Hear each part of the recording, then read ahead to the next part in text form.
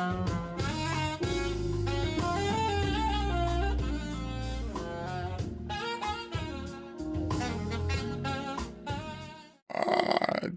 Afternoon, my folks out there. How are you doing? Oh man, my wingman, people. I thought he was gonna be back today, but he is not. Oh, I don't know. He must have just got back. He got tired, when you get to be his age and everything, you kind of get wore out when things happen. You go out, you do a little something and everything, and you come back and you got to sleep for 4, 5 days and everything. So I guess he'll be back tomorrow. So people don't worry about it. We got a lot to talk about today. Oh my God, we got a lot to talk about. And we always got to put that knucklehead. He just managed to get himself in the news every damn day. Every damn day. Well, I guess you heard the latest. His police force, his personal police and his personal prosecution team, personal law firm called the Justice Department. That's his personal law firm because he using it just like his own personal thing, and they playing along with him, and they doing whatever that old boy wanted to do. Well, according to the FBI report that just came out today about the Epstein files case,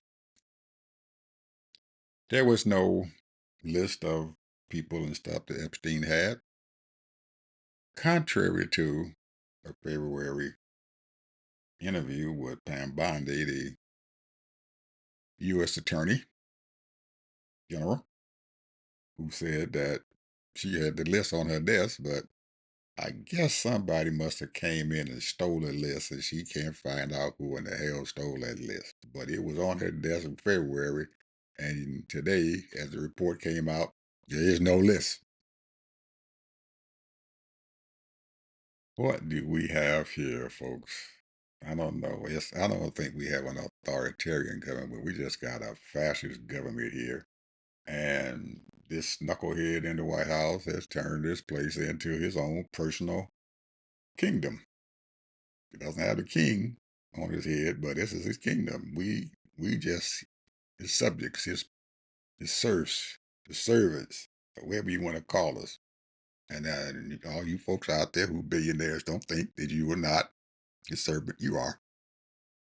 If you think you're not, wake up, because you are. So what are we gonna do? Nothing, nothing, nothing, nothing. Nobody wants to do anything at all. So we come up, we have our friends down in Texas. Oh my God, that Texas, that old big old state of Texas, probably the number 2 state in the country behind California, probably running the close neck and neck with New York, two biggest blue states who are top three, two of the top three. So we got Texas there, uh, energy capital, oil barons. A lot of oil down there, folks. A lot of oil being pumped down there. Canada had a pipeline headed down there to pump oil there, but guess you heard they shut that pipeline down. They don't need the oil. They got enough coming out of the Gulf of Mexico and all the more wells down there in Texas and everything, and then they control a lot of oil and stuff around the world. So anyway, they had a natural disaster.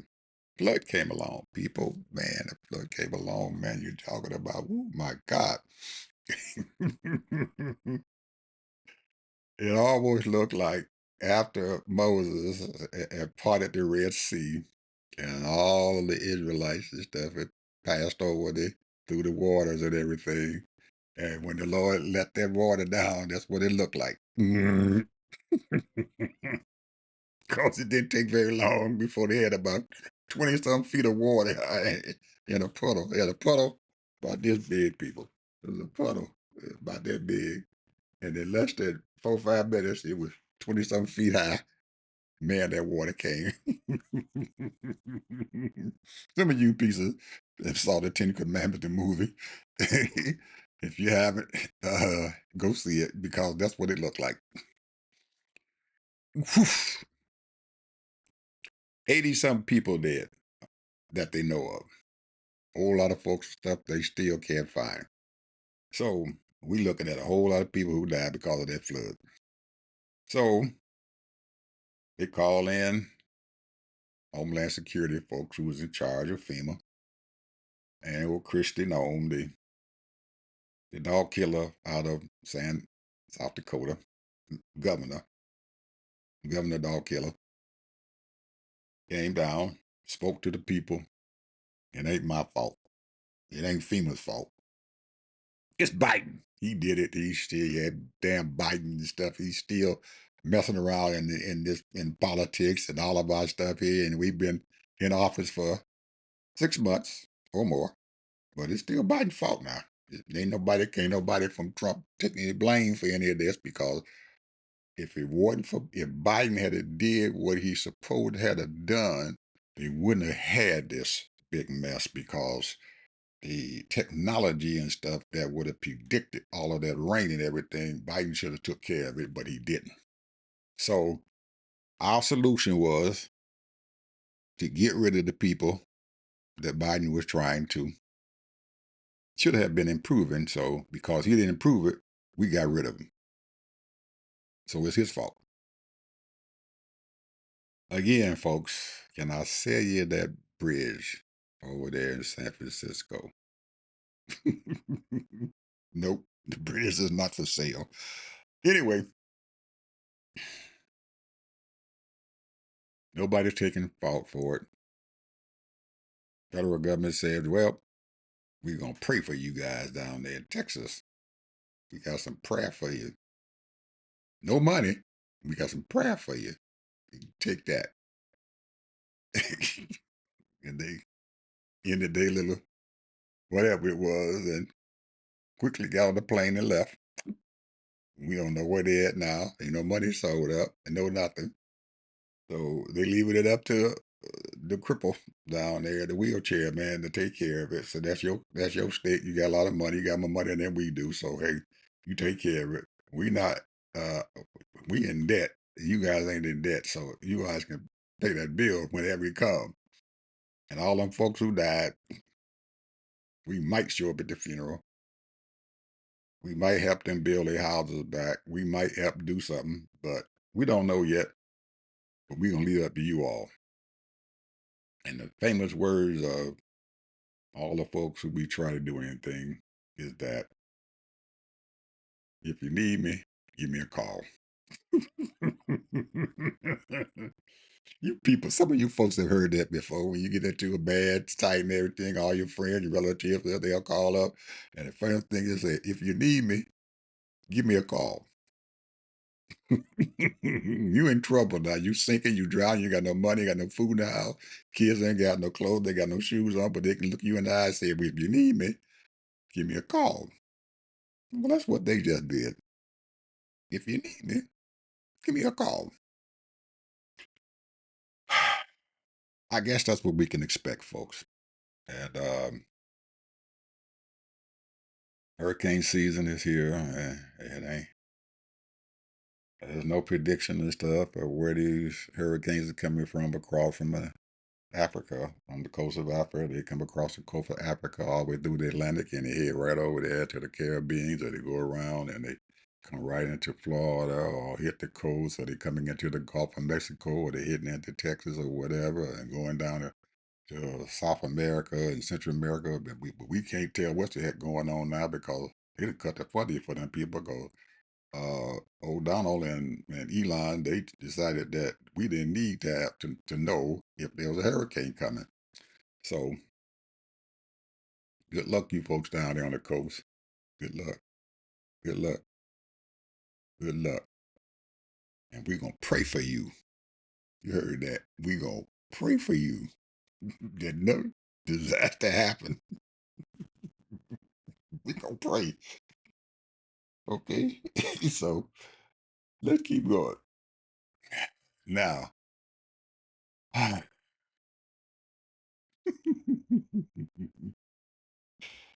Old BB decided he wanted to visit, sit down with old Taco Don and decide what they're going to do about peace over there in the Middle East. Now, they done went over there and bombed Iran. They done bombed this crap out of Gaza, all the Palestinians over there. They all in them people over there. So I feel sorry for them. And I'm and with all sincerity, you Palestinian, these folks here on this station here, we praying for you guys because you guys are gonna need it because I don't know. I know your children are starving to death. Good luck. Our folks are gonna be starving too in just a little bit because they didn't cut the food stamps out.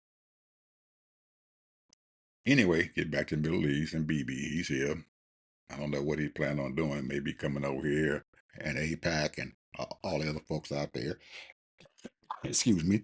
I plan on giving him a check, a couple of $1 billion, so he can go back to Israel. And they've already canceled his criminal charges and everything because he's a criminal. And the European folks, the United Nations, they haven't canceled him, but they can't arrest him because he hasn't until they come into their country. You can't arrest him. And the United States ain't gonna extradite him. So hey, he done got away. Another felony that's got away, people, and that's BB. He's over here now because he just finished bombing over there the Houthis in Syria. There he had to give him a taste of them bombs again, and he bombed them for a little bit because he got mad. But he ain't bothered them Iranians and stuff yet. But guess why he bombed them people? Because he said that the Iranians were shipping them arms and they wanted to stop those arms, so they bombed them ships and stuff and everything in the harbor so they couldn't have any armors to come in. So I guess them crystal balls they got over there in Israel, but they must be working overtime.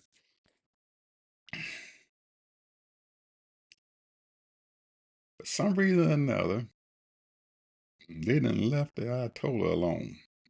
Those Iranians alone. They haven't did a whole lot to them. I don't know if because Taco Don's friend, old Putin, threatened them boys. Don't come over here and bother Iran no more. I don't know if they had any effect on BB because, he got his own mind and he can go out there and beat up on folks and everything, and then he run his little ass back on with a tail between his butt and everything, and he hollers for the Big Daddy, and that's Donald. Come save me, Donald. Come save me. Well, I don't know if Donald got the nerve to do this again, or whoever they're gonna run away from. So uh, we'll see what happens.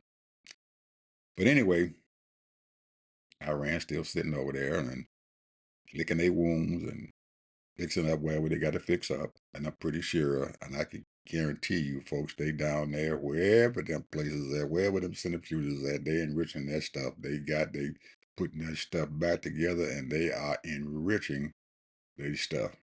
They are enriching the uranium and they gonna have them a nuclear bomb, folks, and stuff before too damn long.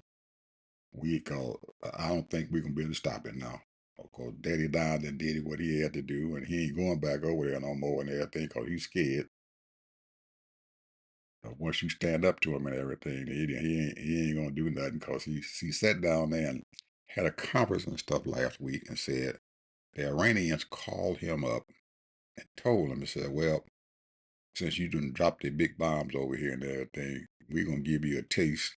Hit a couple of your bases over here and everything, shoot them over there. So we letting you know that we coming over there and we're gonna bomb a few of your bases. So Trump says, okay, you can do that.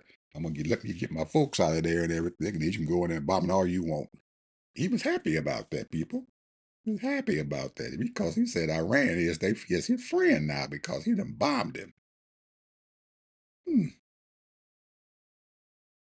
What do you guys think about that? I think it's asinine and stupid. Yeah, he would think, and he would make a joke out of the fact that the Iranians bombing some of their bases over there, and they told him what was going on. So it's all right because They told Donald, "We're gonna bomb a few of your stuff." Well, damn it, Don. They told every damn body in this damn world that they were getting ready to bomb y'all. So what the hell? Shit, you ain't nothing special. Taco Don. Trump always caves.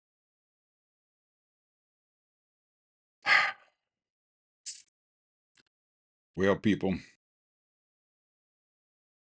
let's change the subject here. We got some tariffs going on. It was the day. I think it was a day he said, no. It was the ninth he told them that they were going up. Everybody going to be getting a letter from King Don about their tariffs. Everybody in the world, you're going to send them a letter. Well, the dumb son of a gun can't write, so I guess that's why he can't send a letter. He spent too much time on Truth Social and stuff, misspelling words. See, oh my God, oh my God. he, he wrote a letter to Japan because he mad at them because they haven't came negotiating table, so he mad at them. So he decided to write a letter on Truth Social. About a third of the words misspelled. And I know when he sent it to them folks over in Japan, they looked at that crap. So, my God, they, one of the second graders over the edge in, they, in the public school, he could probably write a letter better than that. So, Lord have mercy, but we don't have nobody over here. We just look down upon like, Uh, the only reason why we're not a third world country, not people, is because we still got some money over here in our pocket. So as long as we got a few dollars in our pocket, they won't treat us like a third world country. But they might as well because they. How in the hell you gonna negotiate, deal, or do anything with an ignorant son of a gun? He just ignorant. So after he sent the letter, they turn around because he couldn't get the rest of the letters out because they only had one. He only wrote one. So they couldn't get the rest of them out. Scott Besson said, "Shit, we're gonna get these people to August to to, to send their stuff in August 1st. They got till August, then we're gonna increase everybody's tariff."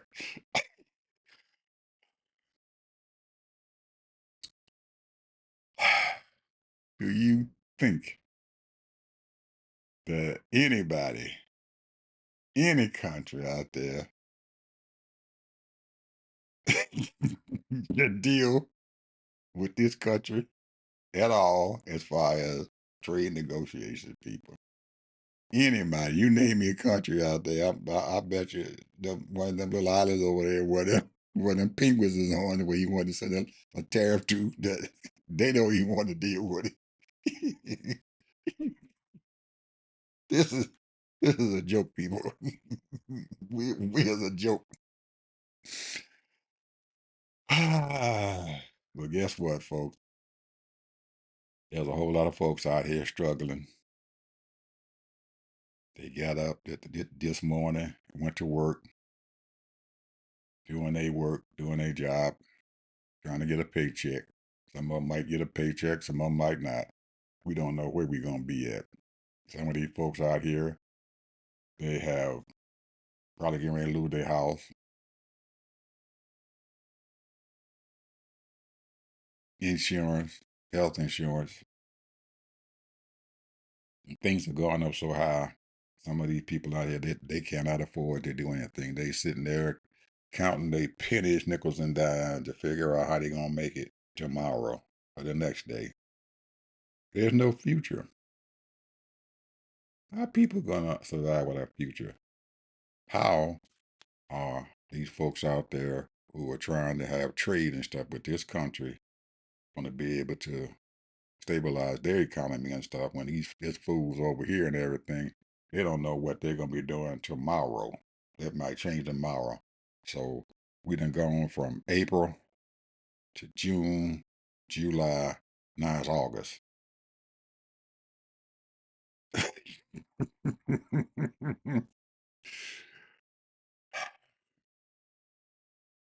what do you think our trading partners are doing?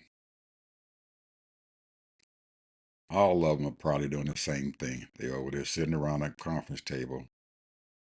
I know them folks in Japan, they done passed their letter around, and that's the biggest joke on entertainment shows and stuff out. All the comedians, Japanese comedians and stuff is laughing like crazy and stuff and everything, and them Japanese people laughing like crazy at Donald Trump.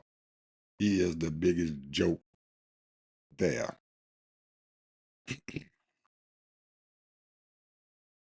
If it wasn't for the fact that this country is so large and so big and has so much money and stuff that they just it's hard to avoid us and everything. But it looks like eventually some of these people gonna just avoid us and say, hey, we gonna just they'll our trade stuff gonna be an afterthought. Well, whatever we got left over, we'll ship it over there to the United States. They'll take it. I'll give them the scraps off the table. They'll like it. We've been subjecting folks to scraps off of their tables.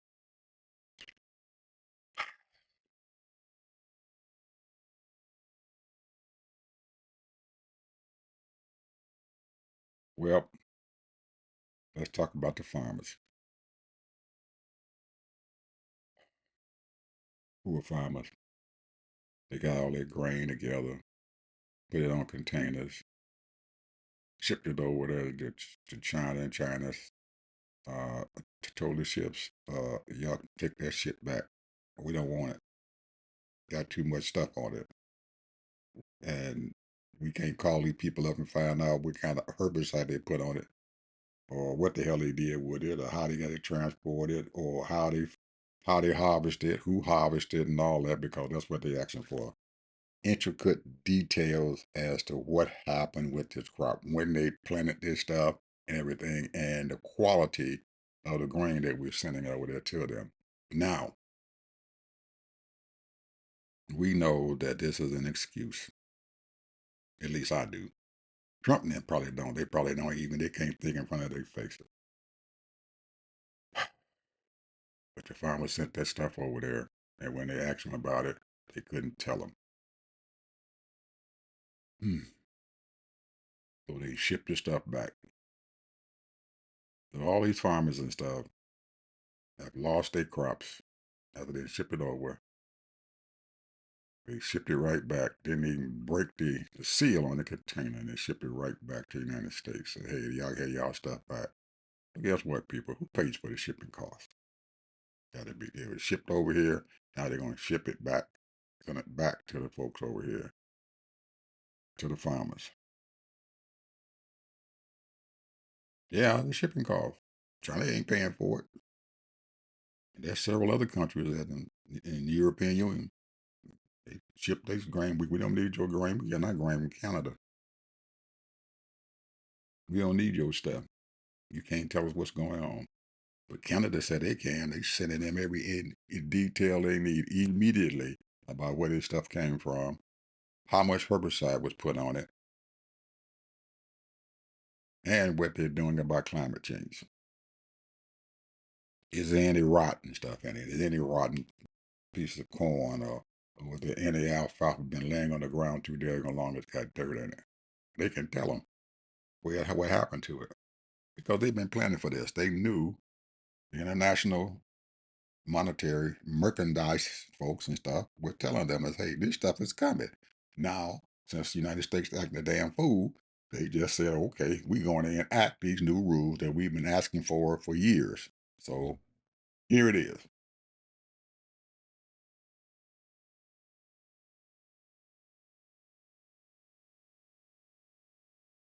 They got a crop, people, in Iowa, Nebraska, and stuff is sitting out there in the field that they didn't plant it, and they have no idea that when them soybeans mature and when that corn mature, what's going to happen to it, because the grain elevator is full.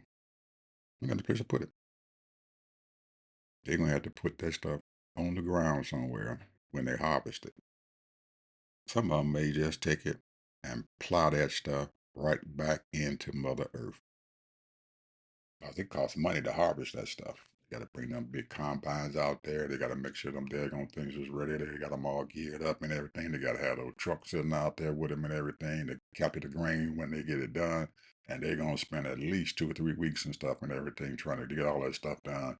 And then when it gets into those daggone trucks, semi trucks, to be shipped someplace, ain't got no place to send it to. Now, me being from farm country, some of that stuff has to go into the silo so it can be dried. And they have to, they can't, the moisture contents get too high, this stuff is going to spoil. Man, it's going to sour up. And hell, they got feed for the hogs and everything because the hogs will eat that sour corn or sour soybean. But the people can't.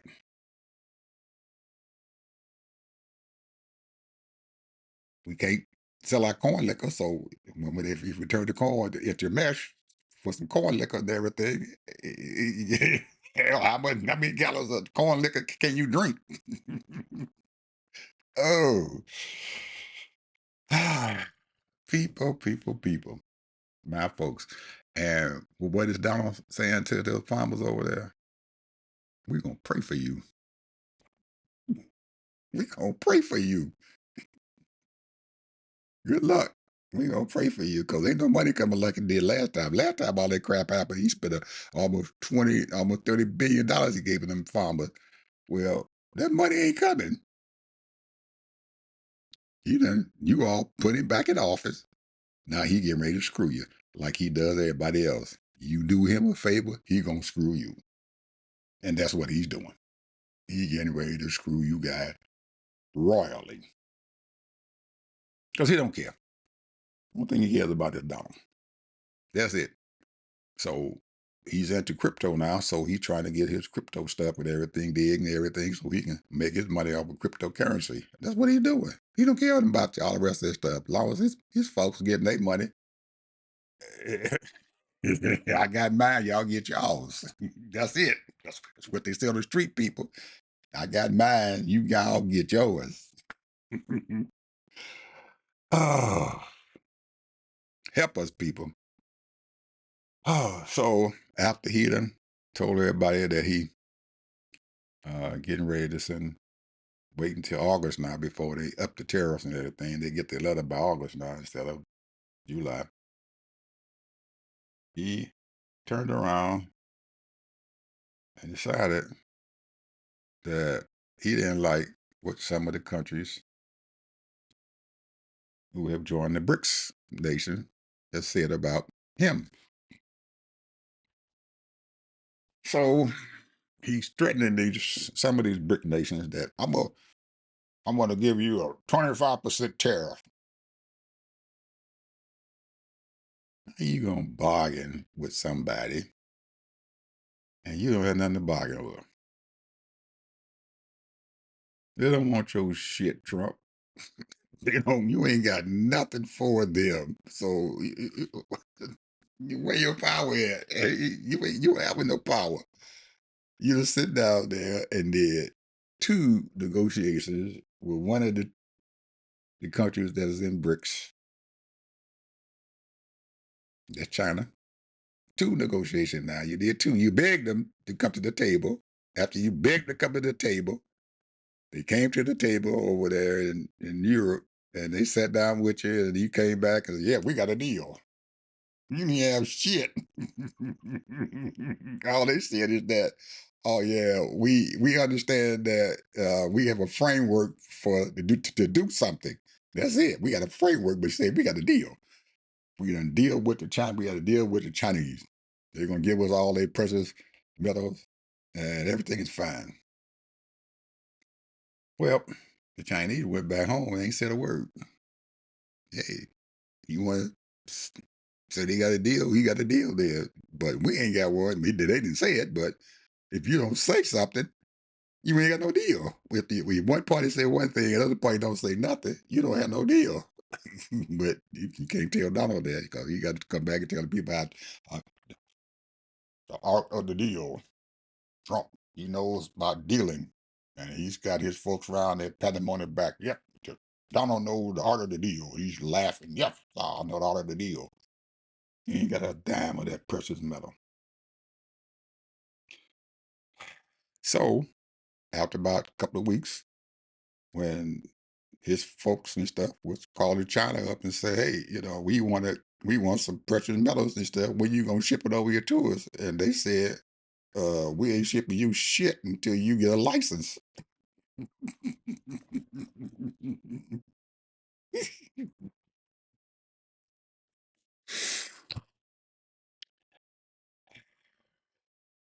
So Donald gets mad after they tell him that.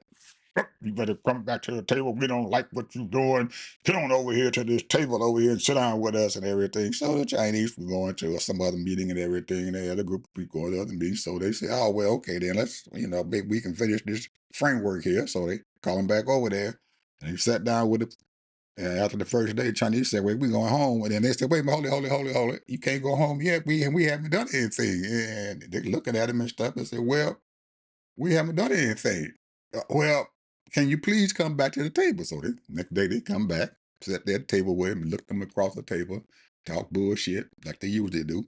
Sat down there. When he got done, they said, "Well, the framework is getting there. The framework is getting there." The Chinese said, "Well, we getting there." But Bessie and them said, "Shit, we got a goddamn deal. We got a deal with him. They're gonna give us our precious metals." The Chinese said, "Well, we've been working with him. We've been talking to him and everything, and that was it." So they go back, go back to your table again, call the Chinese up, say, "Hey, we need so many tons of your precious metals and everything that you said that we could have a deal with." And the Chinese business merchants over there said, "What deal?" "You got to get a license. And in the license, you better tell them what you're going to do with it. And we've got to know exactly what you're getting ready to do with it, how you plan on using it. And if you put it in weapons and stuff, we ain't selling it to you." And they only giving out 6 licenses.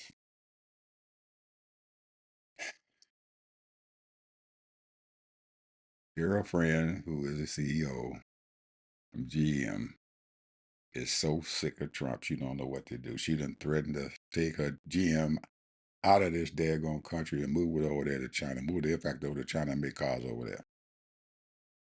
Damn the American people and employees, the workers over here. They done had to lay off a whole bunch of folks. And we ain't heard about people. Nobody talking about that. That these folks is laid off. They don't have but one shift going on making cars, and the ones they are making and stuff, man, they overpriced them babies so high. It's a crying shame. You can't afford to buy them. So what the heck is happening? We don't know what's happening. So anyway, that's the art of the deal, people. That's Trump's art of the deal. Anyway, uh, there's a there's a pimp that knocked on my door, so I'm gonna have to get off people and talk to this pimp, walk through to the door here and everything. Anyway, anyway, we gonna see you all later. Okay, we got a pimp. I got he at the door. I gotta see him. Oh, bye bye, people.